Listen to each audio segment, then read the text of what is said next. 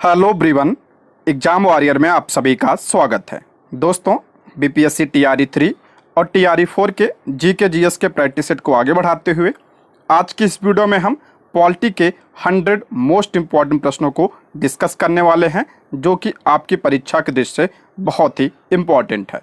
दोस्तों, यह video PRT 6 to 8 TGT PhD सभी के लिए इम्पॉर्टेंट है, तो आप लोग वीडियो को लास्ट तक ध्यान से ज़रूर देखिएगा। और अगर आप इसका पीडीएफ चाहते हैं तो ज्वाइन कीजिए हमारी टेलीग्राम चैनल को, जिसका लिंक आपको डिस्क्रिप्शन बॉक्स या कमेंट बॉक्स में मिल जाएगा। तो चलिए शुरू करते हैं। आज का पहला प्रश्न है, संविधान सभा की प्रथम बैठक कब हुई थी? इम्पॉर्टेंट प्रश्न है। संविधान सभा की पहली बैठक कब हुई थी? ऑप्शन ए इसका राइट आंसर हो जाएगा। 9 दिसंबर 1946 को संविधान सभा की पहली बैठक हुई थी। ऑप्शन ए इसका करेक्ट आंसर हो जाएगा। देखते हैं इसके बारे में, इंपॉर्टेंट है, यहाँ से कई सारे प्रश्न बनते हैं। संविधान सभा का गठन 6 दिसंबर 1946 को हुआ था। अगर पूछा जाए कि संविधान सभा का गठन कब हुआ था, तो 6 दिसंबर 1946 को।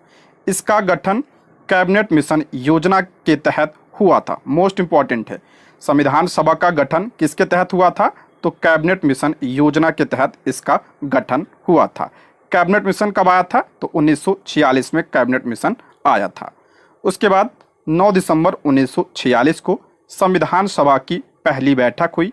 मुस्लिम लीग ने बैठक का बहिष्कार किया और अलग पाकिस्तान की मांग पर बल दिया।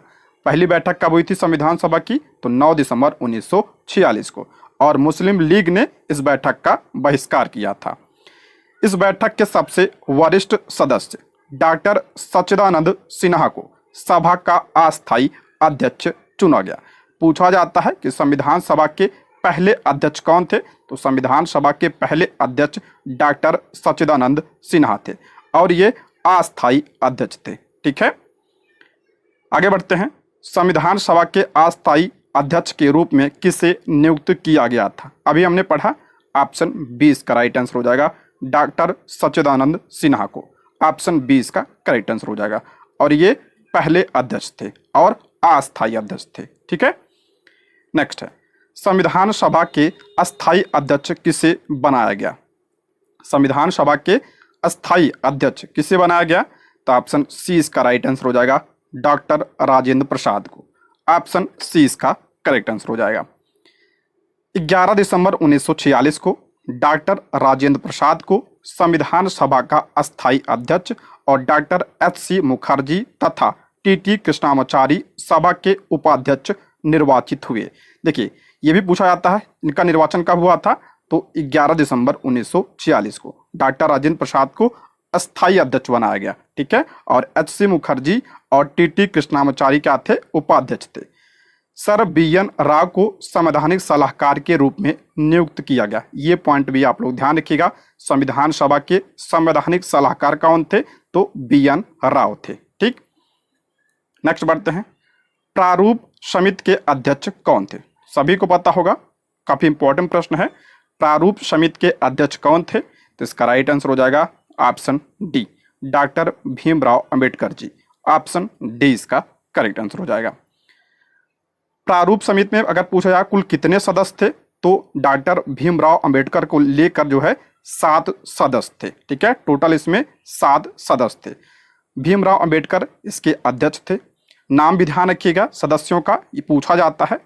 अल्लादी कृष्णा स्वामी अय्यर, एन गोपाल स्वामी अयंगर, के एम मुंशी, सैयद मोहम्मद सादुल्ला, एन माधवराव। ध्यान रखिएगा, एन माधवराव बी.एल. मित्र के त्यागपत्र देने के बाद ये बने थे। उसके बाद आपका टी.टी. कृष्णामाचारी, ये डी.पी. खेतान के मृत्यु के बाद टी.टी. कृष्णामाचारी जो है इसके सदस्य बने थे। तो टोटल इसमें 7 सदस्य थे डॉक्टर भीमराव अंबेडकर को लेकर। ठीक, नेक्स्ट है, संविधान सभा ने अंतिम रूप से संविधान को कब पारित कर दिया? संविधान सभा ने अंतिम रूप से संविधान को कब पारित कर दिया था? तो ध्यान रखिएगा, ऑप्शन डी इसका राइट आंसर हो जाएगा, 26 नवंबर 1949 को। ऑप्शन डी इसका करेक्ट आंसर हो जाएगा। 26 नवंबर 1949 को संविधान सभा ने संविधान को स्वीकार किया था। ऑप्शन डी इसका करेक्ट आंसर हो जाएगा। 26 नवंबर 1949 को संविधान सभा ने भारतीय संविधान को स्वीकार किया और उसके कुछ धाराओं को लागू भी किया था। अगला प्रश्न है, भारतीय संविधान किस दिन से पूर्णतः लागू हुआ था? भारतीय संविधान किस दिन से पूर्णतः लागू हुआ था? तो ऑप्शन डी इसका राइट आंसर हो जाएगा 26 जनवरी 1950 को। ऑप्शन डी इसका करेक्ट आंसर हो जाएगा। देश ने पहली बार स्वतंत्रता दिवस 26 जनवरी 1930 को मनाया था। इसी दिन को याद करने के लिए संविधान को 26 जनवरी 1950 को लागू किया गया। आप सभी को पता है कि हमारा संविधान बनकर तैयार कब हुआ था? तो 26 नवंबर 1949 को। 26 नवंबर 1949 को संविधान बनकर तैयार हो गया था, लेकिन इसे लागू कब किया गया पूर्ण रूप से? तो 26 जनवरी 1950 को इसे लागू किया गया। क्यों लागू किया गया 26 जनवरी को? क्योंकि देश ने पहली बार स्वतंत्रता दिवस 26 जनवरी 1930 को मनाया था और इसी दिन को याद करने के लिए संविधान को 26 जनवरी 1950 को लागू किया गया था। ठीक है, ये पॉइंट आप लोग ध्यान रखिएगा, पूछा गया प्रश्न है। और एक प्रश्न और ध्यान रखिएगा, संविधान के बनने में कितना समय लगा था? तो 2 वर्ष 11 माह 18 दिन का समय लगा था। ये पॉइंट भी ध्यान रखिएगा, ये पूछा गया प्रश्न है। ठीक, नेक्स्ट है, संविधान के लेखन का कार्य किसने किया था? संविधान के लेखन का कार्य किसने किया था? तो ऑप्शन बी इसका राइट आंसर हो जाएगा प्रेम बिहारी नारायण राजादा। ऑप्शन बी इसका करेक्ट आंसर हो जाएगा। प्रसिद्ध सुलेखक प्रेम बिहारी नारायण राजादा ने संविधान की मूल प्रतियों को तैयार किया था। मूल रूप से भारत का संविधान अंग्रेजी और हिंदी भाषा में लिखा गया था। ठीक है, संविधान को लिखा किसने था? तो प्रेम बिहारी नारायण राजादा ने। नंदलाल बोस ने संविधान के प्रत्येक पृष्ठ की सीमाओं को डिजाइन किया और इसे कलाकृतियों से सजाया था। इनका नाम भी ध्यान रखिएगा। नंदलाल बोस ने संविधान के प्रत्येक पृष्ठ की सीमाओं को डिजाइन किया और इसे कलाकृतियों से सजाया था। ठीक, नेक्स्ट, भारतीय संविधान के किस भाग को उसकी आत्मा की संज्ञा दी गई? भारतीय संविधान के किस भाग को उसकी आत्मा कहा जाता है? तो ऑप्शन सी इसका राइट आंसर हो जाएगा प्रस्तावना को। ऑप्शन सी इसका करेक्ट आंसर हो जाएगा। पंडित ठाकुरदास भार्गव ने संविधान की प्रस्तावना को संविधान की आत्मा कहा है। किसने कहा है? तो पंडित ठाकुरदास भार्गव ने। के.एम. मुंशी ने प्रस्तावना को हमारे संप्रभु प्रजातांत्रिक गणराज्य की जन्म कुंडली कहा है। के.एम. मुंशी ने। सर अल्लादी कृष्णा स्वामी अय्यर के शब्दों में संविधान की प्रस्तावना हमारे दीर्घकालिक सपनों का विचार है। यह किसने कहा है? तो सर अल्लादी कृष्णा स्वामी अय्यर ने कहा है। नोट ध्यान रखिएगा, इंपॉर्टेंट है ये। डॉक्टर भीमराव अंबेडकर ने अनुच्छेद 32 को भारतीय संविधान का हृदय और आत्मा कहा है। ठीक है, अगर ऐसे पूछा जाए कि संविधान की आत्मा किसे कहा जाता है तो प्रस्तावना को कहा जाता है, लेकिन अगर पूछा जाए कि डॉक्टर भीमराव अंबेडकर ने संविधान की आत्मा किसे कहा है तो आर्टिकल 32 को कहा है। ठीक है, इसको भी ध्यान रखिएगा। नेक्स्ट, संविधान सभा ने राष्ट्रगान को कब स्वीकार किया था? संविधान सभा ने राष्ट्रगान को कब स्वीकार किया था? तो ध्यान रखिएगा, ऑप्शन ए इसका राइट आंसर हो जाएगा 24 जनवरी 1950 को। ऑप्शन ए इसका करेक्ट आंसर हो जाएगा। देखिए, संविधान सभा ने अगर पूछा जाए राष्ट्रीय ध्वज, इसको कब स्वीकार किया था ध्वज को? तो 22 जुलाई 1947 को।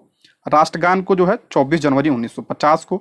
राष्ट्रगीत को कब? 24 जनवरी 1950 को। और डॉक्टर राजेंद्र प्रसाद का प्रथम राष्ट्रपति के रूप में चुनाव कब हुआ था? तो 24 जनवरी 1950 को। ठीक है, ये सब भी ध्यान रखिएगा, इंपॉर्टेंट है ये। नेक्स्ट, भारतीय नागरिकों को प्राप्त मूल अधिकारों की संख्या कितनी है? मूल अधिकार कितने हैं वर्तमान में? तो 6 हैं। ऑप्शन क्या हो जाएगा? 20 का करेक्ट आंसर हो जाएगा। ऑप्शन 20 का राइट आंसर हो जाएगा। कौन कौन से मूल अधिकार हैं देख लीजिए यहाँ पे। समानता का अधिकार आर्टिकल भी ध्यान रखिएगा 14 से 18। स्वतंत्रता का अधिकार अनुच्छेद 19 से 22। शोषण के विरुद्ध अधिकार अनुच्छेद 23 से 24। धार्मिक स्वतंत्रता का अधिकार अनुच्छेद 25 से 28। सांस्कृतिक तथा शिक्षा संबंधी अधिकार अनुच्छेद 29 से 30। और संवैधानिक उपचारों का अधिकार आर्टिकल 32 में है। तो ये वर्तमान में 6 मूल अधिकार हैं। ठीक है, मूल अधिकार कहाँ से लिया गया है? तो अमेरिका के संविधान से लिया गया है। इसको भी आप लोग ध्यान रखिए, अमेरिका के संविधान से मूल अधिकार लिया गया है। और किस भाग में? तो संविधान के भाग 3 में इसका उल्लेख किया गया है। नेक्स्ट बढ़ते हैं। संपत्ति के अधिकार को किस संविधान संशोधन के द्वारा हटा दिया गया है? ये मोस्ट इंपॉर्टेंट है। संपत्ति के अधिकार को किस संविधान संशोधन के द्वारा हटाया गया था? तो ध्यान रखिएगा, ऑप्शन ए इसका राइट आंसर हो जाएगा, 44वें संविधान संशोधन के द्वारा। ऑप्शन ए इसका करेक्ट आंसर हो जाएगा। देखिए, अगर प्रश्न पूछे कि मूल संविधान में मौलिक अधिकारों की संख्या कितनी थी, तो ध्यान रखिएगा 7 थी। ठीक है, 7। वर्तमान में कितनी है? तो वर्तमान में 6 है, क्योंकि 44वें संविधान संशोधन के द्वारा संपत्ति के अधिकार को मूल अधिकार की सूची से हटा दिया गया था। देखिए, संपत्ति के अधिकार को 44वें संविधान संशोधन अधिनियम ये कब हुआ था? 1978 में हुआ था, के द्वारा मौलिक अधिकारों की सूची से इसे हटा दिया गया था और अनुच्छेद 301 के तहत कानूनी अधिकारों की सूची में शामिल कर दिया गया था। देखिए, संपत्ति का जो अधिकार है इसे 44वें संविधान संशोधन 1978 के द्वारा हटा दिया गया। अब ये क्या है? तो अनुच्छेद 301 के तहत ये क्या है? आपका कानूनी अधिकार है। ठीक है, कानूनी अधिकार है वर्तमान। ये अनुच्छेद 19 1F और अनुच्छेद 31 ने नागरिकों को संपत्ति रखने के अधिकार की गारंटी दी थी। पहले ये संपत्ति का अधिकार था, किसमें था? तो अनुच्छेद 31 में था। ठीक है, नेक्स्ट है, मूल अधिकारों का रक्षक किसे कहा जाता है? मूल अधिकारों का रक्षक किसे कहा जाता है? तो सुप्रीम कोर्ट और हाई कोर्ट दोनों को। ऑप्शन सी इसका करेक्ट आंसर हो जाएगा, दोनों। ऑप्शन सी इसका राइट आंसर हो जाएगा। संविधान के अनुच्छेद 32 और 226 सर्वोच्च न्यायालय और उच्च न्यायालय को उन मामलों में रिट जारी करने का अधिकार देता है जब राज्य किसी नागरिक के मौलिक अधिकारों का उल्लंघन करता है। ध्यान रखिएगा, ये पूछा जाता है कि सुप्रीम कोर्ट को जो है रिट जारी करने का अधिकार किस आर्टिकल में दिया गया है? तो आर्टिकल 32 के तहत जारी करता है, और जो हाई कोर्ट होता है आर्टिकल 226 के तहत यह जारी करता है। दोनों आर्टिकल ध्यान रखिएगा, इंपॉर्टेंट है ये। नेक्स्ट है, किस अनुच्छेद के द्वारा 6 से 14 वर्ष तक के बच्चों के लिए शिक्षा का अधिकार मूल अधिकार माना गया? इंपॉर्टेंट है, किस अनुच्छेद के द्वारा 6 से 14 वर्ष के बच्चों के लिए शिक्षा का अधिकार मूल अधिकार माना गया? ठीक है, तो इसका राइट आंसर हो जाएगा ऑप्शन सी, अनुच्छेद 21A। ऑप्शन सी इसका करेक्ट आंसर हो जाएगा। इसमें आपका क्या है? शिक्षा का अधिकार है। भारतीय संविधान में 86वें संविधान संशोधन 2002 के तहत अनुच्छेद 21A जोड़ा गया। किस संविधान संशोधन के द्वारा? तो 86वें संविधान संशोधन ये कब हुआ था? 2002 में हुआ था। ये इंपॉर्टेंट है। यह संशोधन प्रावधान करता है कि राज्य कानून बनाकर 6 से 14 वर्ष के सभी बच्चों के लिए मुफ्त और अनिवार्य शिक्षा का बंदोबस्त करेगा। इस अधिकार को व्यवहारिक रूप देने के लिए संसद ने निःशुल्क और अनिवार्य शिक्षा अधिनियम यानी RT एक्ट कब पारित किया था? तो 2009 में पारित किया गया था। ठीक है, ये पॉइंट आप लोग ध्यान रखिएगा। नेक्स्ट, लोक कल्याणकारी राज्य की अवधारणा किसमें निहित है? लोक कल्याणकारी राज्य की अवधारणा किसमें निहित है? मैंने कई बार बताया है, ऑप्शन बी, राज्य के नीति निर्देशक तत्व में यानी DPSP में। ऑप्शन बी इसका करेक्ट आंसर हो जाएगा। राज्य के नीति निर्देशक सिद्धांत संविधान के भाग 4 में अनुच्छेद 36 से 51 तक सम्मिलित है। आर्टिकल भी ध्यान रखिएगा, भाग भी ध्यान रखिएगा। भाग 4 में आपका क्या है? DPSP है। आर्टिकल की बात करें तो 36 से लेकर 51 तक ये शामिल है।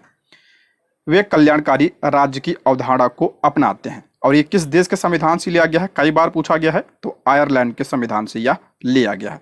और DPSP गैर न्याय संगत है, यानी इसके उल्लंघन पर हम जो है कोर्ट नहीं जा सकते हैं। ठीक है, ये पॉइंट ध्यान रखिएगा। जैसे मूल अधिकार का उल्लंघन होता है तो हम कोर्ट जा सकते हैं, लेकिन अगर DPSP का उल्लंघन होता है तो हम जो है कोर्ट नहीं जा सकते हैं। ये पॉइंट ध्यान रखिएगा। ठीक, नेक्स्ट, संविधान का अनुच्छेद 40 राज्य को निर्देश देता है कि वह, ये इंपॉर्टेंट है, अनुच्छेद 40, तो इसका राइट आंसर हो जाएगा ऑप्शन क्या हो जाएगा? इसका सी इसका राइट आंसर हो जाएगा, ग्राम पंचायतों का गठन करे। ऑप्शन क्या हो जाएगा? सी इसका करेक्ट आंसर हो जाएगा। देखिए, अनुच्छेद 40 राज्य ग्राम पंचायतों को स्वशासन की इकाइयों के रूप में संगठित करने के लिए कदम उठाएगा। ये किसमें कहा गया है? तो अनुच्छेद 40 में कहा गया है, ग्राम पंचायत का उल्लेख किया गया है इसमें। नेक्स्ट है, संविधान में मूल कर्तव्यों को शामिल करने की प्रेरणा किस देश के संविधान से लिया गया है? मूल कर्तव्य किस देश के संविधान से लिया गया है? तो ये रूस के संविधान से। ऑप्शन ए इसका करेक्ट आंसर हो जाएगा, रूस। मौलिक कर्तव्यों को 42वें संविधान संशोधन 1976 द्वारा संविधान में शामिल किया गया था। पहले तो यही ध्यान रखिएगा, देखिए मूल संविधान में जो है मौलिक कर्तव्य नहीं थे, इसे कब जोड़ा गया? तो 42वें संविधान संशोधन 1976 में इसे जोड़ा गया था। और किस भाग में जोड़ा गया? तो भाग 4A में जोड़ा गया है। ठीक है, भाग 4A में जोड़ा गया है। और अनुच्छेद की बात करें तो 51A में यह शामिल है। ठीक है, ये भी ध्यान रखें, 51A। मौलिक कर्तव्यों की विशेषता USSR अब क्या है? रूस के संविधान से लिया गया। ठीक है, रूस के संविधान से इसको लिया गया है। देखिए, संविधान में मूल कर्तव्यों की कुल संख्या कितनी है? मूल कर्तव्यों की संख्या जो है वर्तमान में कितनी है? तो वर्तमान में 11 है। ठीक है, ऑप्शन 20 का करेक्ट आंसर हो जाएगा 11। संविधान में मूल रूप से 10 मौलिक कर्तव्य थे। देखिए, इसे जोड़ा कब गया था? तो 42वें संविधान संशोधन के द्वारा जोड़ा गया था। जब जोड़ा गया था तब कितने थे? तो 10 मौलिक कर्तव्य थे। लेकिन बाद में ध्यान रखिएगा, 86वें संविधान संशोधन 2002 के द्वारा इसमें जो है 11वां मौलिक कर्तव्य जोड़ा गया। वर्तमान में कितने मौलिक कर्तव्य हैं? तो 11 हैं। और जो 11वां है ये भी आपका शिक्षा से संबंधित है। नेक्स्ट, संविधान में मूल कर्तव्यों को किस समिति की अनुशंसा के आधार पर शामिल किया गया था? इंपॉर्टेंट है, मूल कर्तव्यों को किस समिति की अनुशंसा के आधार पर शामिल किया गया था? तो ऑप्शन सी इसका राइट आंसर हो जाएगा, सरदार स्वर्ण सिंह समिति की सिफारिश पर इसे लागू किया गया था।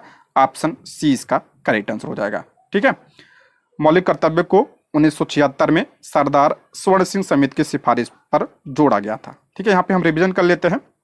इसे जोड़ा कब गया? 42वें संविधान संशोधन 1976 के द्वारा जोड़ा गया। किस भाग में जोड़ा गया? तो भाग 4A में। आर्टिकल की बात करें तो 51A में। जब जोड़ा गया था तो कितने थे? 10 थे। वर्तमान में कितने हैं? वर्तमान में 11 मौलिक कर्तव्य हैं। और किस देश के संविधान से लिया गया है? तो रूस के संविधान से यह लिया गया है। ठीक है, नेक्स्ट बढ़ते हैं। भारतीय संघ की शक्ति किसमें निहित होती है? भारतीय संघ की शक्ति किसमें निहित होती है? तो ध्यान रखिएगा, ऑप्शन सी इसका राइट आंसर हो जाएगा, राष्ट्रपति में। ऑप्शन सी इसका करेक्ट आंसर हो जाएगा। ये किसमें कहा गया है? तो अनुच्छेद 53 में। अनुच्छेद 53 क्या कहता है? कि संघ की कार्यकारी शक्ति राष्ट्रपति में निहित होगी और इसका प्रयोग वह इस संविधान के अनुसार स्वयं या अपने अधीनस्थ अधिकारियों के माध्यम से करेगा। ठीक है, किसमें कहा गया है? तो अनुच्छेद 53 में कहा गया है। इंपॉर्टेंट है, इसको ध्यान रखिएगा। राष्ट्रपति क्या होता है? मुखिया होता है, प्रथम नागरिक होता है। दोस्तों, यदि आप हमारे चैनल पर नए हैं तो प्लीज़ चैनल को सब्सक्राइब करें और अगर आपको वीडियो पसंद आती है तो लाइक, शेयर और कमेंट करें। आप लोग लाइक करते हैं, शेयर करते हैं, कमेंट करते हैं, इससे हमें मोटिवेशन मिलता है जिससे हम आप लोगों के लिए वीडियो को ला पाते हैं। तो आप लोग कमेंट बॉक्स में ज़रूर बताइएगा वीडियो कैसी लगी। ठीक है, इसी तरह हम सारे प्रैक्टिस सेट को करेंगे, तो आप लोग चैनल को भी सब्सक्राइब कर लीजिएगा। नेक्स्ट है, राष्ट्रपति के निर्वाचक मंडल में शामिल है। इंपॉर्टेंट प्रश्न है, राष्ट्रपति के निर्वाचक मंडल में कौन शामिल होता है? इसका राइट आंसर हो जाएगा ऑप्शन सी, संसद के दोनों सदनों के निर्वाचित सदस्य एवं राज्यों की विधानसभाओं के निर्वाचित सदस्य। ऑप्शन सी इसका करेक्ट आंसर हो जाएगा। ध्यान रखिएगा, इसमें सिर्फ निर्वाचित सदस्य शामिल होते हैं, ना कि मनोनीत। ऑप्शन क्या हो जाएगा? सी इसका करेक्ट आंसर हो जाएगा, सी होगा यहाँ पे। अनुच्छेद 54, राष्ट्रपति का चयन एक निर्वाचक मंडल द्वारा किया जाता है जिसमें संसद के दोनों सदनों के निर्वाचित सदस्य एवं राज्यों की विधानसभाओं एवं साथ ही राष्ट्रीय राजधानी दिल्ली क्षेत्र तथा संघ शासित क्षेत्र पुदुचेरी के निर्वाचित सदस्य शामिल होते हैं। देखिए, इसमें कौन कौन शामिल होता है?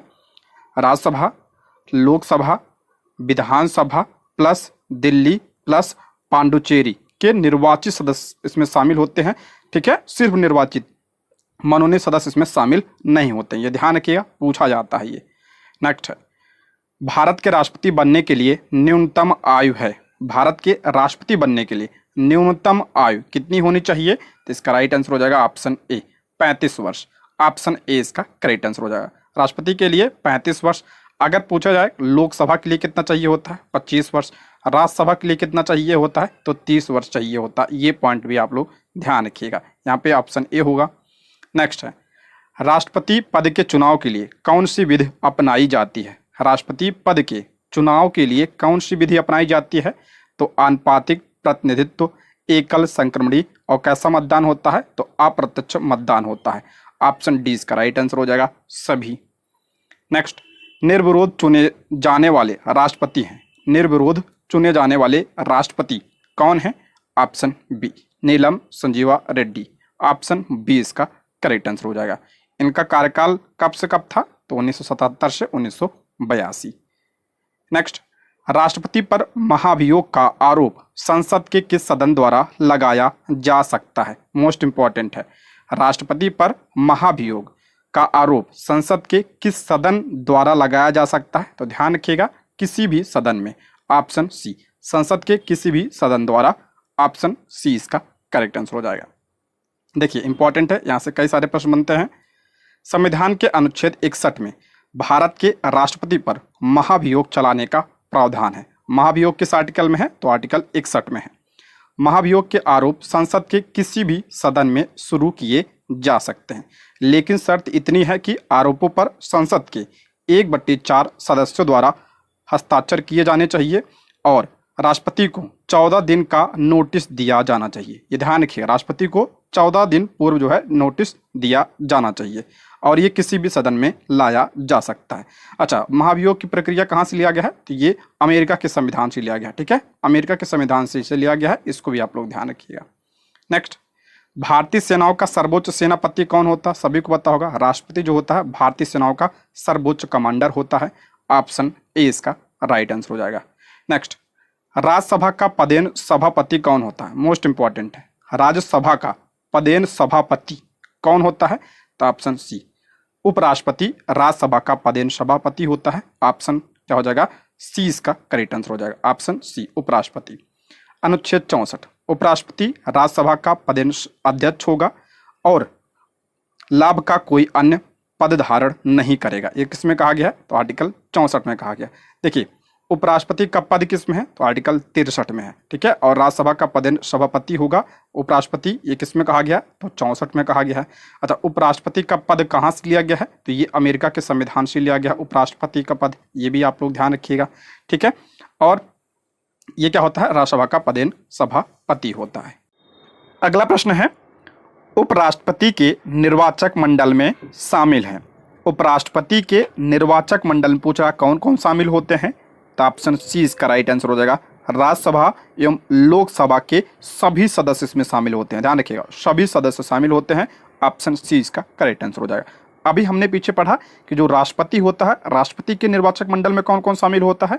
तो राज्यसभा, लोकसभा, विधानसभा, दिल्ली और पांडुचेरी के जो है क्या शामिल होते हैं? निर्वाचित सदस्य शामिल होते हैं। सिर्फ निर्वाचित शामिल होते थे इसमें, लेकिन जो उपराष्ट्रपति का निर्वाचक मंडल होता है इसमें राज्यसभा एवं लोकसभा के सभी सदस्य शामिल होते हैं, चाहे वो निर्वाचित हों चाहे वो मनोनीत हों, सभी सदस्य इसमें शामिल होते हैं। और इसमें जो है विधानसभा और दिल्ली और पांडुचेरी के सदस्य शामिल नहीं होते हैं, इसको भी ध्यान रखिएगा। ऑप्शन सी इसका करेक्ट आंसर हो जाएगा। नेक्स्ट है, राष्ट्रपति राज्यसभा के कितने सदस्यों को मनोनीत करता है? तो इसका राइट आंसर हो जाएगा ऑप्शन ए 12 सदस्यों को। ऑप्शन ए इसका करेक्ट आंसर हो जाएगा। राज्यसभा की अधिकतम संख्या कितनी हो सकती है? 250 हो सकती है। वर्तमान में कितनी है? तो 245 है। इनमें राष्ट्रपति द्वारा साहित्य, विज्ञान, कला और समाज सेवा के संबंध में ज्ञान रखने वाले 12 सदस्यों को मनोनीत किया जाता है। ठीक है, 12 सदस्य। अगला है, भारतीय संसद के ऊपरी सदन को कहा जाता है। भारतीय संसद के ऊपरी सदन को क्या कहा जाता है? तो राज्यसभा। राज्यसभा क्या होता है? ऊपरी सदन होता है या उच्च सदन होता है। भारतीय संविधान का अनुच्छेद 80 राज्यसभा के गठन का प्रावधान करता है। ठीक है, आर्टिकल 80 में आपका क्या है? राज्यसभा है। और कैसा सदन है ये? उच्च सदन है। और कैसा है? तो ये ध्यान रखिएगा, अस्थाई सदन है, इसे भंग नहीं किया जा सकता, इसका विघटन नहीं होता है। ये कैसा सदन है? तो अस्थाई सदन है। ठीक, इसको भी ध्यान रखिएगा। नेक्स्ट, प्रधानमंत्री की नियुक्ति कौन करता है? प्रधानमंत्री की नियुक्ति ध्यान रखिएगा, अगर पूछा जाए प्रधानमंत्री का चुनाव होता है तो नहीं, प्रधानमंत्री का चुनाव नहीं होता है, प्रधानमंत्री की नियुक्ति होती है। और कौन करता है? तो ऑप्शन ए इसका राइट आंसर हो जाएगा, राष्ट्रपति। ऑप्शन ए इसका करेक्ट आंसर हो जाएगा। अनुच्छेद 75(1) राष्ट्रपति द्वारा प्रधानमंत्री की नियुक्ति का प्रावधान करता है। ठीक है, किसमें है ये? अनुच्छेद 75(1) में। अगला, यदि प्रधानमंत्री या कोई अन्य मंत्री सदन का सदस्य नहीं है तो उसे पद पर बने रहने के लिए कितने दिनों के अंदर संसद का सदस्य बनना आवश्यक है? तो इसका राइट आंसर हो जाएगा ऑप्शन बी, 6 माह। ऑप्शन बी इसका करेक्ट आंसर हो जाएगा। भारत में प्रधानमंत्री या अन्य कोई मंत्री 6 माह तक बिना संसद सदस्य रहते हुए भी पद पर बने रह सकते हैं, लेकिन उन्हें 6 माह के अंदर संसद के किसी भी सदन का सदस्य बनना पड़ेगा। अगला है, मंत्रिपरिषद सामूहिक रूप से किसके प्रति उत्तरदायी होती है? जो मंत्रिपरिषद होती है सामूहिक रूप से किसके प्रति उत्तरदायी होती है? तो इसका राइट आंसर हो जाएगा ऑप्शन सी, लोकसभा के प्रति। ऑप्शन सी इसका करेक्ट आंसर हो जाएगा। अनुच्छेद 75 खंड 3 के अनुसार मंत्रिपरिषद सामूहिक रूप से लोकसभा के प्रति उत्तरदायी होती है। ये ध्यान रखिएगा, सामूहिक रूप से किसके प्रति? तो लोकसभा के प्रति उत्तरदायी होता है। अगला, लोकसभा की अधिकतम सदस्य संख्या हो सकती है। लोकसभा की अधिकतम सदस्य संख्या पूछ रहा है, कितनी हो सकती है? तो इसका राइट आंसर हो जाएगा ऑप्शन सी, 550। ऑप्शन सी इसका करेक्ट आंसर हो जाएगा।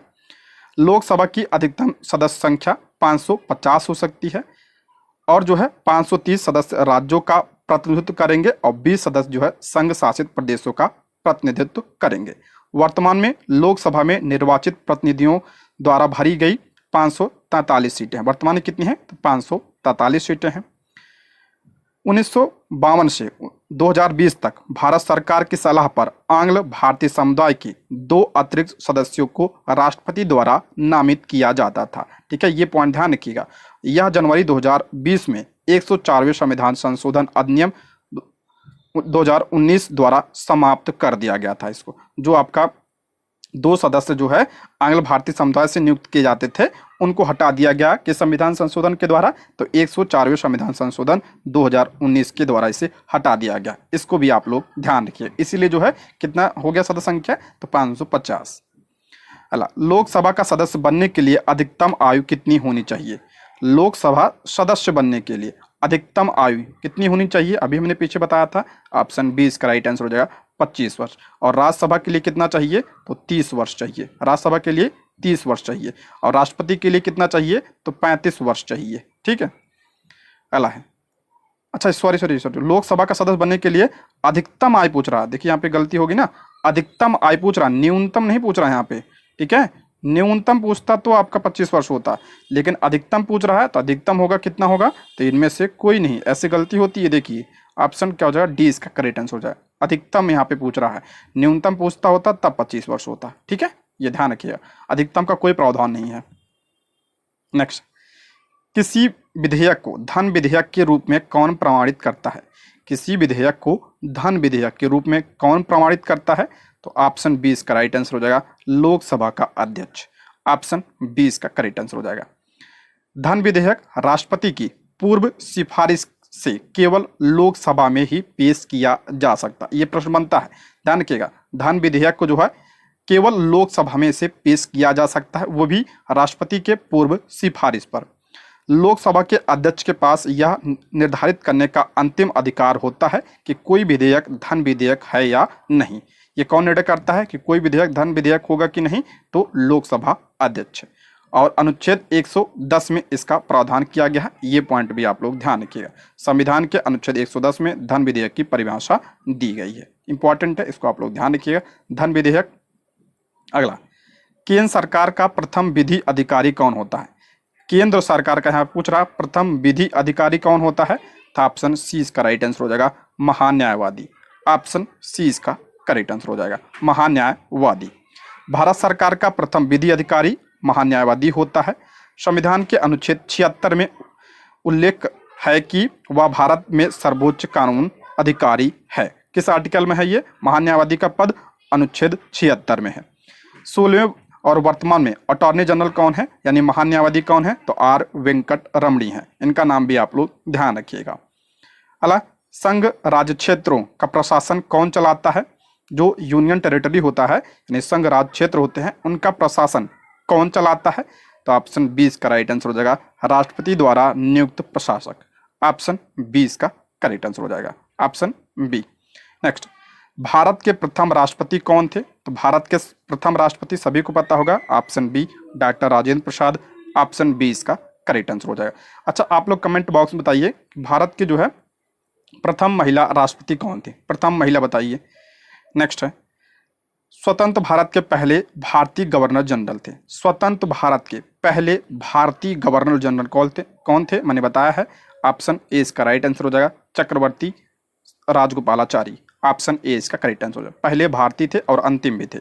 अला, निम्नलिखित में से कौन संसद की सबसे बड़ी समिति है? संसद की सबसे बड़ी समिति कौन सी है? तो प्राक्कलन समिति जो है ये सबसे बड़ी है। ऑप्शन 20 का करेक्ट आंसर हो जाए। सबसे बड़ी समिति प्राक्कलन समिति है। और इसमें कितने सदस्य हैं? तो इसमें जो है 30 सदस्य होते हैं और सभी सदस्य ध्यान रखिएगा लोकसभा के होते हैं। इसमें जो है सभी सदस्य किसके होते हैं? तो लोकसभा के होते हैं। ये पॉइंट भी ध्यान रखिएगा। अला, लोकसभा एवं राज्यसभा के दो अधिवेशनों के बीच अधिकतम कितने समय का अंतर होना चाहिए? इंपॉर्टेंट है ये। लोकसभा एवं राज्यसभा के दो सदनों के बीच अधिकतम कितने समय का अंतर होना चाहिए? तो अधिकतम 6 माह। ऑप्शन सी इसका करेक्ट आंसर हो जाएगा। भारतीय संविधान के मुताबिक संसद के दोनों सदनों लोकसभा और राज्यसभा के दो सत्रों के बीच 6 महीने से अधिक का अंतराल नहीं हो सकता है। संसद के समानता एक वर्ष में कितने जो है सत्र होते हैं? तो 3 होते हैं समानता।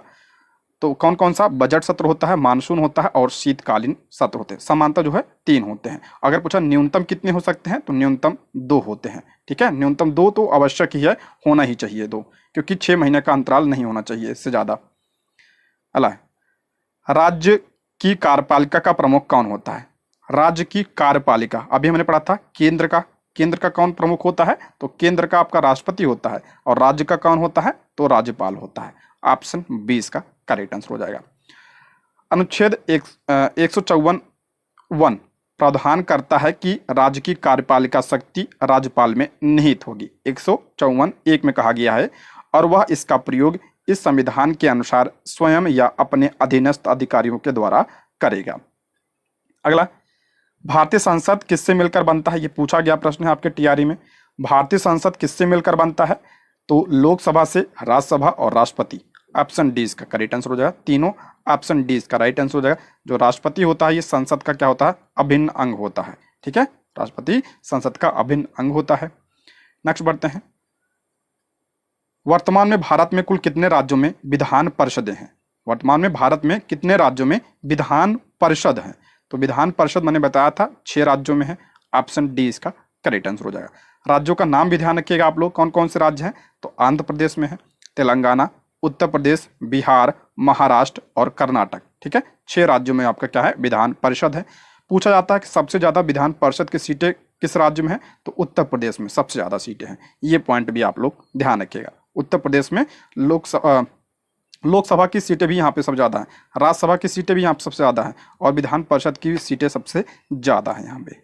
अला, राज्य का मंत्रिमंडल सामूहिक रूप से किसके प्रति उत्तरदायी होता है? राज्य का पूछ रहा है यहाँ पे। अभी हमने पीछे पढ़ा था जो केंद्र का मंत्रिमंडल होता है किसके प्रति होता है? तो लोकसभा के प्रति होता है केंद्र का। और राज्य का मंत्रिमंडल ये आपका विधानसभा। ऑप्शन ए इसका करेक्ट आंसर हो जाएगा। ठीक है, ऑप्शन ए। अनुच्छेद 164 के अनुसार मंत्रिपरिषद सामूहिक रूप से राज्य की विधानसभा के प्रति उत्तरदायी होता है। अला, समाजवादी और धर्मनिरपेक्ष शब्दों को प्रस्तावना का हिस्सा बनाया गया था। समाजवादी धर्मनिरपेक्ष शब्द को प्रस्तावना में कब जोड़ा गया था? तो 42वें संविधान संशोधन 1976 के द्वारा इसे जोड़ा गया था प्रस्तावना में। देखिए 3 शब्द जोड़े गए थे, कौन कौन से? समाजवादी, धर्मनिरपेक्ष और अखंडता। ये 3 शब्द जो है 42वें संविधान संशोधन 1976 के द्वारा प्रस्तावना में जोड़े गए थे। अला, किस राज्य में लोकसभा सदस्यों की संख्या सर्वाधिक है? किस राज्य में लोकसभा सदस्यों की संख्या सर्वाधिक है? अभी हमने बताया था उत्तर प्रदेश की। ऑप्शन 20 का करेक्ट आंसर हो जाए उत्तर प्रदेश। लोकसभा सीट कितनी है उत्तर प्रदेश में? तो 80 लोकसभा सीटें हैं। ठीक है, 80 लोकसभा सीटें हैं। यहाँ पे राज्यसभा सीटें पूछे कितना है? तो 31 राज्यसभा सीटें हैं। आप लोग कमेंट बॉक्स में बताइए बिहार की लोकसभा और राज्यसभा सीटें कितनी हैं? मैंने कई बार बताया है, कमेंट जरूर करिएगा आप लोग। ठीक है, नेक्स्ट बढ़ते हैं। मूल संविधान में कितनी अनुसूचियां हैं? देखिए यहाँ पे मूल संविधान पूछ रहा है, मूल संविधान में कितनी अनुसूचियां थी?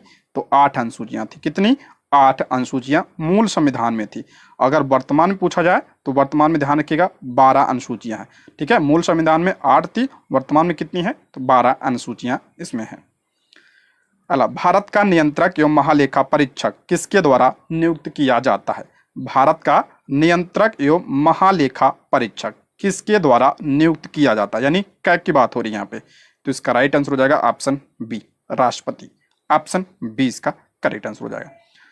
महालेखा परीक्षक किस आर्टिकल में है? नियंत्रक महालेखा परीक्षक, तो ये आपका आर्टिकल 148 में। वर्तमान में कौन है भारत में? तो श्री गिरीश चंद्र मुर्मू जी वर्तमान में क्या है आपका?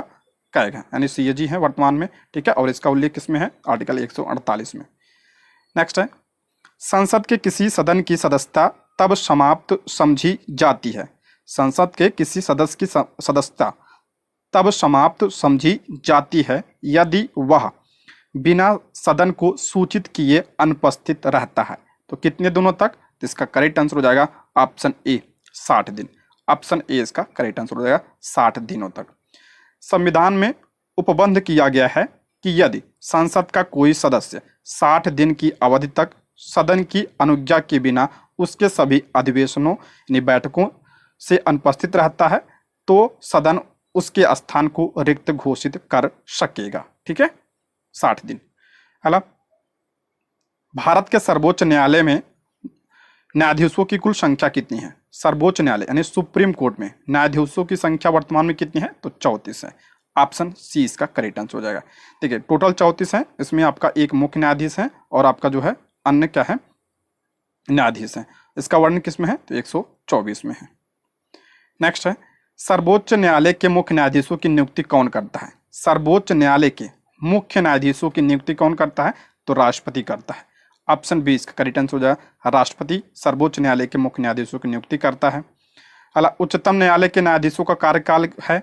उच्चतम न्यायालय के न्यायाधीशों का यानी सुप्रीम कोर्ट के न्यायाधीशों का कार्यकाल कितना होता है? तो ऑप्शन डी, 65 वर्ष की आयु पूरी होने तक। ऑप्शन डी इसका राइट आंसर हो जाएगा, 65 वर्ष। अला सर्वोच्च न्यायालय में सर्वोच्च न्यायालय के प्रथम मुख्य न्यायाधीश कौन थे? सर्वोच्च न्यायालय के प्रथम मुख्य न्यायाधीश कौन थे? तो ऑप्शन सी इसका राइट आंसर हो जाएगा, हीरालाल जे कानिया। ऑप्शन सी इसका करेक्ट आंसर हो जाएगा। ये क्या थे? सुप्रीम कोर्ट के पहले मुख्य न्यायाधीश थे। अगला है, भारतीय संविधान के अनुसार निम्नलिखित में से कौन सा संवैधानिक निकाय यानी संस्था है? संवैधानिक निकाय कौन सा होता है जिसका उल्लेख संविधान में किया गया है? तो कौन सा है ये? ऑप्शन ए, वित्त आयोग। ऑप्शन ए इसका करेक्ट आंसर हो जाएगा। वित्त आयोग का गठन एक संवैधानिक निकाय के रूप में अनुच्छेद 280 के अंतर्गत किया जाता है। ध्यान रखिएगा, अनुच्छेद 280 में आपका क्या है? वित्त आयोग है। ठीक है, वर्तमान में 16वें वित्त आयोग के अध्यक्ष किससे बनाया गया है? ये पॉइंट ध्यान रखिएगा, 16वें वित्त आयोग के अध्यक्ष अरविंद पनगड़िया। अच्छा, 15वें कौन है? तो एन.के. सिंह है। वर्तमान में कौन है? एन.के. सिंह है। ये 15वें वित्त आयोग के हैं और 16वें कौन है? तो अरविंद पनगड़िया को बनाया गया है 16वें वित्त आयोग का अध्यक्ष। अला उच्च न्यायालय के मुख्य न्यायाधीश की नियुक्ति कौन करता है? उच्च न्यायालय की मुख्य न्यायाधीश की नियुक्ति कौन करता है? तो राष्ट्रपति। ऑप्शन 20 का राइट आंसर हो जाएगा। ये हाई कोर्ट है। ठीक है, तो ऑप्शन 20 का राइट आंसर हो जाएगा।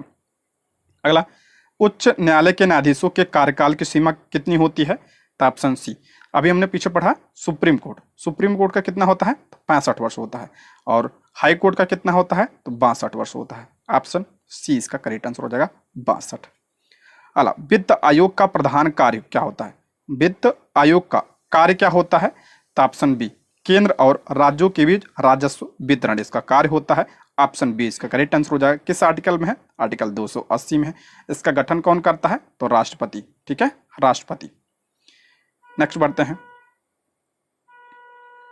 प्रथम वित्त आयोग के अध्यक्ष कौन थे? ये पूछा गया प्रश्न है। प्रथम वित्त आयोग के अध्यक्ष कौन थे? तो के.सी. नियोगी थे। ऑप्शन 20 का करेक्ट आंसर हो जाएगा, के.सी. नियोगी। अला संविधान के किस अनुच्छेद के द्वारा राष्ट्रपति को सर्वोच्च न्यायालय से परामर्श मांगने का अधिकार है? इंपॉर्टेंट है।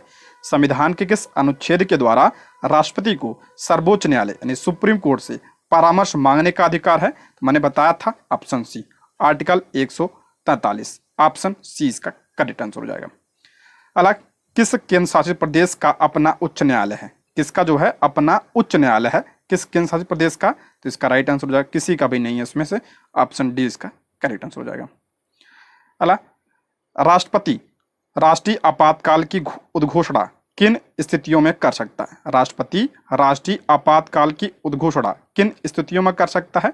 तो युद्ध, बाह्य आक्रमण, सशस्त्र विद्रोह, सभी। ऑप्शन डी इसका करेक्ट आंसर हो जाएगा, सभी इसका करेक्ट आंसर हो जाएगा। देखिए, अनुच्छेद 352 के तहत राष्ट्रपति राष्ट्रीय आपातकाल की घोषणा तब कर सकते हैं जब भारत या इसके किसी हिस्से की सुरक्षा को युद्ध या बाहरी आक्रमण या सशस्त्र विद्रोह से खतरा हो। 3 प्रकार के आपातकाल का उल्लेख किया गया संविधान में। एक है आपका राष्ट्रीय आपातकाल 352, संवैधानिक आपातकाल जिसे आप लोग क्या कहते हैं? राष्ट्रपति शासन कहते हैं, राष्ट्रपति शासन 356 में है। और वित्तीय आपातकाल किस में है? तो आर्टिकल 360 में है। ठीक है, आर्टिकल 360। अल्लाह, भारत में अब कितनी बार राष्ट्रीय आपातकाल की, अब तक जो है भारत में अब तक कितनी बार राष्ट्रीय आपातकाल की घोषणा की जा चुकी है? तो अब तक जो है 3 बार, ऑप्शन 20 का करेक्ट आंसर हो जाए। राष्ट्रीय आपातकाल 3 बार लग चुका है। कब कब? एक तो आपका 1962 में लगा था चीन युद्ध के समय, फिर 1971 में लगा था पाकिस्तान युद्ध के समय, और 1975 में लगा था किसके लिए? तो आंतरिक अशांति के लिए लगा था। अगला, भारत में राष्ट्रपति किस अनुच्छेद के अंतर्गत देश में राष्ट्रीय आपातकाल की घोषणा करता है? अभी हमने बताया था आर्टिकल 352। ऑप्शन क्या हो जाएगा? ए इसका करेक्ट आंसर हो जाएगा, 352। संविधान के किस अनुच्छेद के आधार पर राज्यों में संवैधानिक तंत्र की विफलता पर राष्ट्रपति शासन लगाया जा सकता है? तो 356 हो जाएगा। ऑप्शन क्या हो जाएगा? 20 का करेक्ट आंसर हो जाएगा, 356। अगला है, राज्यों में राष्ट्रपति शासन की अधिकतम अवधि है। राज्यों में राष्ट्रपति शासन की, यहाँ पे ध्यान रखिएगा, अधिकतम अवधि पूछा है, तो अधिकतम कितना हो सकता है? तो अधिकतम 3 वर्ष हो सकता है। ठीक है, ऑप्शन डी इसका राइट आंसर हो जाएगा, अधिकतम 3 वर्ष का हो सकता है ये। अगला, संविधान के किस अनुच्छेद के आधार पर देश में वित्तीय आपात की घोषणा की जा सकती है? तो मैंने बताया अभी, ऑप्शन सी 360। तीनों ध्यान रखिएगा, 352, 356 और 360। अगला है, संसद द्वारा अनुमोदन के बाद किसी राज्य में राष्ट्रपति शासन एक बार में कितने समय तक के लिए लागू हो सकता है? तो एक बार में ध्यान रखिएगा, ऑप्शन सी 6 माह, और अधिकतम कितना हो सकता है? तो 3 साल। अगला है, अब तक भारत में कितनी बार वित्तीय आपातकाल की घोषणा की गई है? वित्तीय आपात की घोषणा कितनी बार की गई है? तो ध्यान रखिएगा, एक बार भी नहीं की गई है। ऑप्शन डी इसका राइट आंसर है। अभी तक भारत में वित्तीय आपातकाल नहीं लगा है, और किस आर्टिकल में है? तो आर्टिकल 360 में। और राष्ट्रपति शासन, राष्ट्रीय आपातकाल कितनी बार लग चुका है? तो 3 बार लग चुका है। ठीक है, ये भी ध्यान रखिएगा, 1962, 1971 और 1975। अगला है, दल बदल से संबंधित कानून का उल्लेख किस अनुसूची में है? दल बदल से संबंधित कानून का उल्लेख किस अनुसूची में है? तो इंपॉर्टेंट है ये, तो ये किस में है? 10वीं अनुसूची में है। ऑप्शन सी इसका करेक्ट आंसर हो जाएगा, 10वीं अनुसूची में दल बदल कानून है। भारतीय संविधान की 10वीं अनुसूची, जिसे लोकप्रिय रूप से दल बदल विरोधी कानून कहा जाता है, वर्ष 1985 में 92वें संविधान संशोधन के द्वारा लाया गया था। ये इंपॉर्टेंट है, किस संविधान संशोधन के द्वारा इसे लाया गया था? तो 52वें संविधान संशोधन के द्वारा इसे जोड़ा गया था 1985 में। ठीक है, ये इंपॉर्टेंट है, इसको ध्यान रखिएगा। अला, संविधान द्वारा कितनी भाषाओं को मान्यता प्रदान की गई है? संविधान के द्वारा कितनी भाषाओं को मान्यता दी गई है? तो 22 भाषाओं को। ऑप्शन सी इसका करेक्ट आंसर हो जाएगा, 22 भाषाओं को। भारतीय संविधान की 8वीं अनुसूची भारत की भाषाओं से संबंधित है। ये भी ध्यान रखिए, किस अनुसूची में भाषा है? तो 8वीं अनुसूची में भाषा है। वर्तमान में कितने हैं? तो वर्तमान में 22 भाषाएं इसमें शामिल हैं। ठीक है, 22। अगला, 73वां संविधान संशोधन संबंधित है। 73वां संविधान संशोधन बहुत इंपॉर्टेंट है, ये किससे संबंधित है? तो ऑप्शन डी पंचायती राज से संबंधित है। ऑप्शन डी इसका करेक्ट आंसर हो जाएगा। 73वां संविधान संशोधन 1992 के द्वारा पंचायती राज को संवैधानिक दर्जा दिया गया था। ये पूछा जाता है, किसके द्वारा संवैधानिक दर्जा दिया गया था इसे? 73वें संविधान संशोधन 1992 के द्वारा इसे संवैधानिक दर्जा दिया गया था। और इसके माध्यम से संविधान में भाग 9 और 11वीं अनुसूची जोड़ी गई थी। ये पॉइंट भी ध्यान रखिएगा, किसमें है? ये भाग 9 में है, और किसमें है? 11वीं अनुसूची में। इसमें कितने विषय हैं? तो इसमें 29 विषय हैं, इसको भी आप लोग ध्यान रखिएगा। ठीक है, 29 विषय हैं। अच्छा, एक पॉइंट और ध्यान रखिएगा, ये जो संविधान संशोधन था इसे लागू कब किया गया था? तो 24 अप्रैल को लागू किया गया था। 24 अप्रैल 1993 को इसे लागू किया गया था। इसलिए 24 अप्रैल को कौन सा दिवस मनाया जाता है? पंचायती राज दिवस मनाया जाता है। ठीक है, पंचायती राज दिवस 24 अप्रैल को मनाया जाता है, इसलिए ध्यान रखिएगा। नेक्स्ट है, वित्त आयोग का गठन का प्रावधान किस अनुच्छेद में है? पढ़ चुके हैं हम, अनुच्छेद 280 में। ऑप्शन ए इसका करेक्ट आंसर हो जाएगा। 15वें वित्त आयोग के अध्यक्ष कौन है? तो एन.के. सिंह है। 16 को कौन बनाया गया है?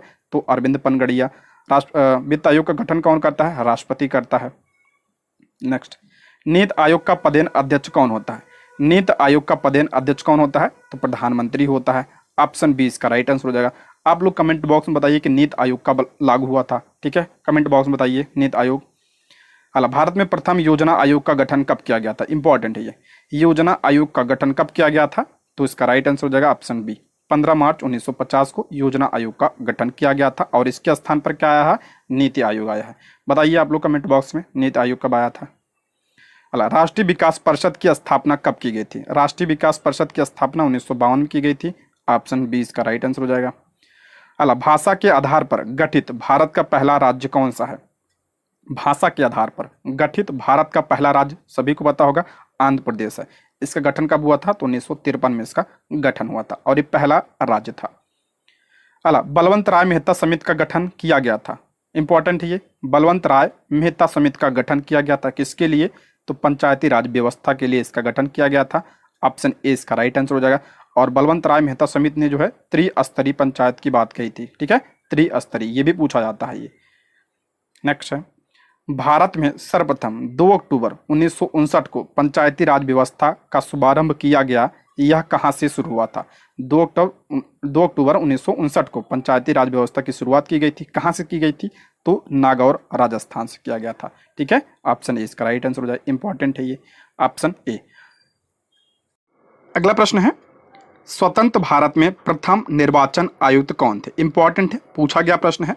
स्वतंत्र भारत में प्रथम निर्वाचन आयुक्त कौन थे? तो ऑप्शन क्या हो जाएगा? 20 का राइट आंसर हो जाएगा सुकुमार सेन।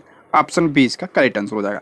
अगर हम बात करें निर्वाचन आयोग की, तो निर्वाचन आयोग की स्थापना कब हुई थी? तो 25 जनवरी 1950 को इसकी स्थापना हुई थी। इसलिए 25 जनवरी को कौन सा दिवस मनाया जाता है? तो मतदाता दिवस मनाया जाता है। ठीक है, मतदाता दिवस 25 जनवरी को मनाया जाता है। नेक्स्ट बढ़ते हैं, पंचायती राज अधिनियम कब लागू हुआ था? देखिए, पंचायती राज अधिनियम पूछ रहा कब लागू हुआ था? तो ऑप्शन बी इसका राइट आंसर हो जाए 24 अप्रैल 1993 को यह लागू हुआ था। अगर पूछा जाए इससे संवैधानिक दर्जा कब दिया गया था? तो 73वें संविधान संशोधन 1992 के द्वारा इसे संवैधानिक दर्जा दिया गया था। और लागू कब हुआ था? तो 24 अप्रैल को यह लागू हुआ था 1993 में। इसलिए 24 अप्रैल को पंचायती राज दिवस मनाया जाता है। पंचायतों के चुनाव हेतु निर्णय लेने का अधिकार किससे प्राप्त होता है? पंचायतों के चुनाव हेतु निर्णय लेने का अधिकार किससे प्राप्त होता है? तो ध्यान रखिएगा चुनाव आयोग, लेकिन ध्यान रखिए यहाँ पे राज्य चुनाव आयोग होगा। ठीक है, राज्य चुनाव आयोग के पास होता है। Option C. सरकारीय आयोग का संबंध है, सरकारीय आयोग का संबंध किससे है? ऑप्शन ए केंद्र राज्य संबंधों से। ऑप्शन ए इसका करेक्ट आंसर हो जाएगा। सरकारीय आयोग 1993 में भारत की केंद्र सरकार द्वारा स्थापित किया गया था। इसकी अध्यक्षता न्यायमूर्ति राजेंद्र सिंह सरकारिया ने की थी। यह केंद्र और राज्य के बीच संतुलन की जांच करने के लिए स्थापित किया गया था। नेक्स्ट है, संसद द्वारा देश में सूचना पाने का अधिकार संबंधी विधेयक कब पारित किया गया था? संसद द्वारा देश में सूचना पाने का अधिकार, ये पूछा गया आपके एग्जाम में, तो इसका राइट आंसर हो जाएगा ऑप्शन सी, जून 2005 में। ठीक है, सूचना पाने का अधिकार जून 2005। भारत के संविधान के अंतर्गत निम्नलिखित में से किसको राज्यों की सीमाओं को परिवर्तित करने की शक्ति प्राप्त है?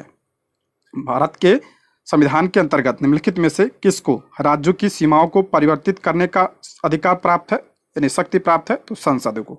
ऑप्शन ए इसका करेक्ट आंसर हो जाएगा, संसद।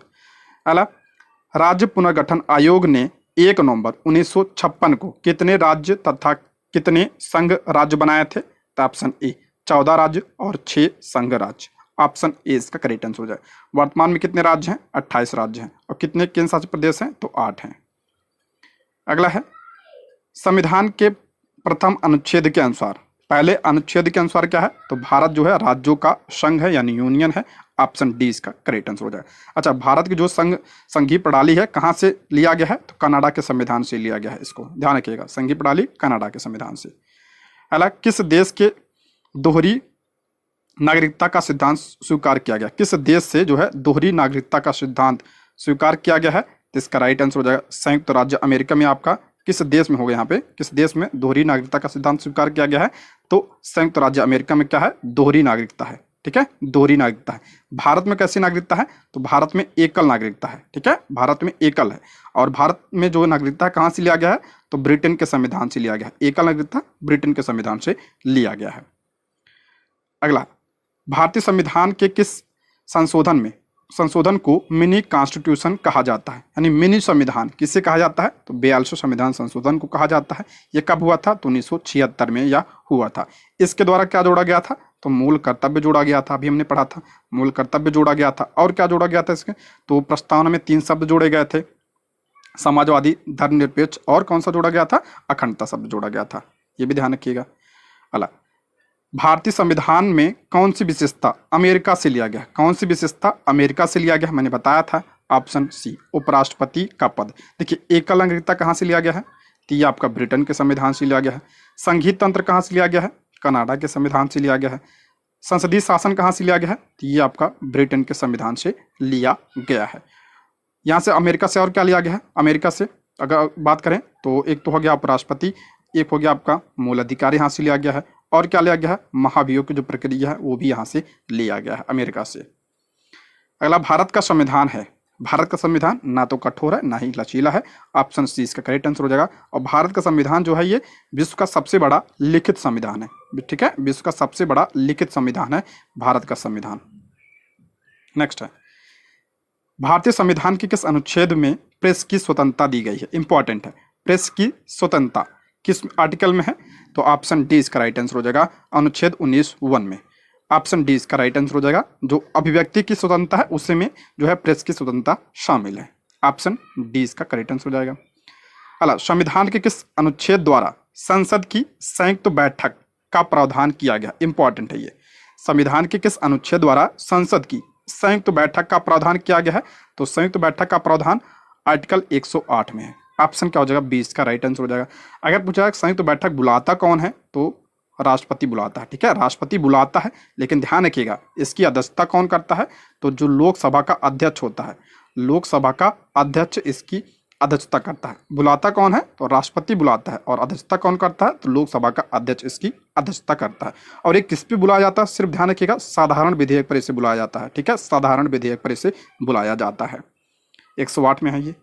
हाला, भारतीय संविधान का निम्न में से कौन सा अनुच्छेद भारत के राष्ट्रपति के अध्यादेश जारी करने की शक्ति देता है?